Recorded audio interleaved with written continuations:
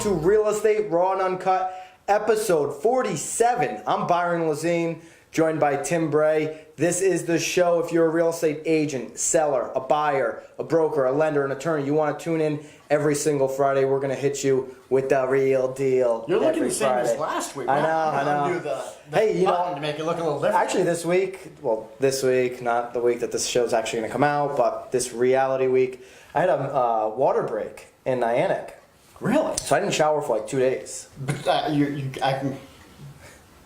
No, I've showered since. Okay, everything's okay. Maybe you're I smelling went camping for 2 days. You might smell my breakfast sandwich. Yeah, it's definitely you. You're camping all the time.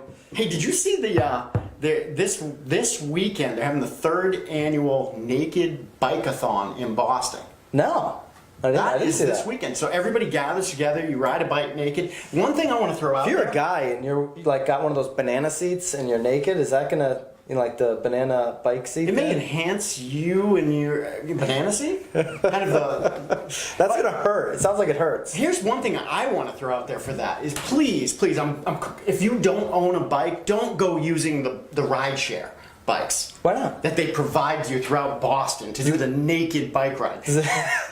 Somebody else is getting on that bike. Yeah, you just please don't. Or if you do, spray it down.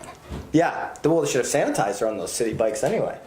They should. Do they have those in Boston or just New York? It's Boston. Right. They do have those in Boston. In Boston? Yeah, No, that's what Boston's- it bothers me a little bit about. They're this behind whole the thing. times in comparison to New York.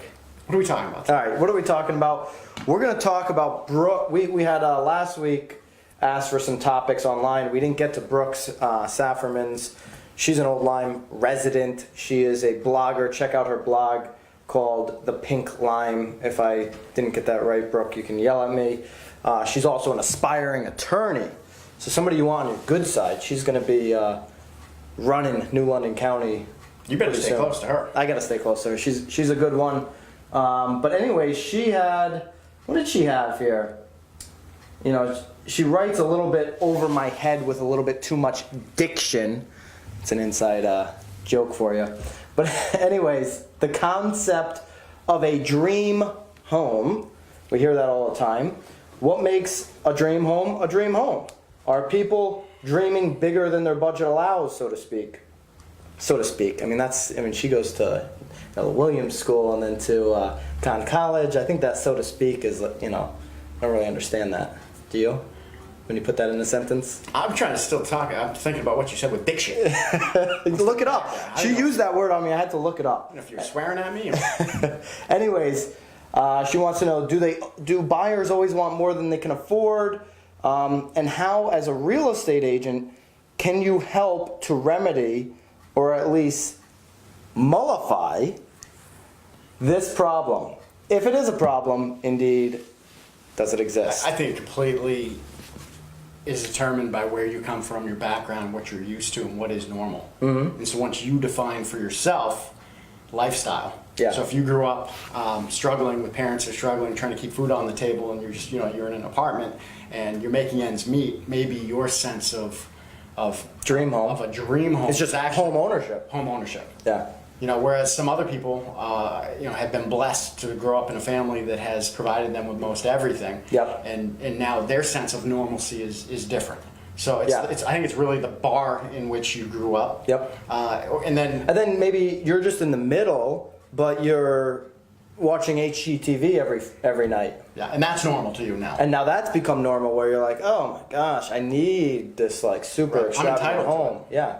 Or how about the buyers that are, they've got one kid, and maybe they're planning on having number 2, but they each need an office, so they're looking for a 5-bedroom home. Right. Yeah, that's right. On a $250 budget. On a $250 budget. So, I think it comes back to the baseline. Yeah. What is your baseline? What is you may have some incredible goals. Yeah. So all of a sudden you have to step that up, and that is your why. Right. A lot of people don't have a why. Yeah. And if your why is to have, 10,000 square foot house, $50,000 in taxes a year just to say you're paying them, and maybe on Lake Winnipesaukee. Lake Winnipesaukee. Winnipesaukee people. Hey, there's Brenda. She was in last week's episode. Yeah, it's, dream home. I was told one time, a long time ago, that your first home that you buy is your most important. And I made the mistake of buying a bad first buy, but I'm always cautioning through my experiences and what I've seen in the market, what I've seen other buyers do. I'm always cautioning, especially first-time home buyers, that, hey, your first home really is your most important. So it might be better, even though you can spend up to $400K, it might be better to spend $300 or $275. Keep your lifestyle. Maybe get a smaller home. Maybe get an easier home to manage. You've never been a homeowner. I know HGTV makes it look real easy, but it's not once you get involved. And you don't want to be in a situation where you need to move in 4 or 5 years and that dream home that you bought isn't so dreamy anymore, and now it's turned into a nightmare because you're in a short sale situation. Or even if it depends on your ability to fix and repair something yourself. Yeah. Because what's that? Throw out that maintenance stat. You should be putting in X each year. you should be putting at least 1% to 2% of the value of the home each year into just the maintenance of the property and making sure that it's updated and maintained. 1% to 2% per year. So if you think your home is a $500,000 home, you should be putting in $10,000, $5,000 to $10,000. You should be putting in up to $10,000 a year in maintenance. These aren't improvements. These aren't in 4 years I put in $10,000 each year and now my home's worth $540. These are maintenance to just keep the upkeep, keep the property at its current level, at its current state. And those statistics are somewhat off, because if you go in blind and somebody hasn't advised you well, and you buy a property that needs to be painted every 4 years, and the paint job costs $50,000 because it's got clapboard siding That's or right. whatever. I mean, gorgeous. Yeah. But you need to do that every 4 years. Your maintenance cost is higher than 1% to 2% because of the home that you decided to buy. You didn't buy an easily manageable home because it doesn't have vinyl siding and all this other stuff. So I think that one definitely a loaded question. Yeah. But we run into it all the time. So Brooke's right. It is I want a tiny house. It is an obstacle for agents out there to navigate, to educate on. It's great. Everybody wants a dream home, but once you buy it, how much does it cost to run? How much are the utilities? How much is the maintenance? Lawn care. Dream home comes with price big tag. expenses. Yep. Yeah. So Great good question. stuff. We appreciate it. If you guys at any time want to throw us a question, I know we kind of fished for these a week or two ago.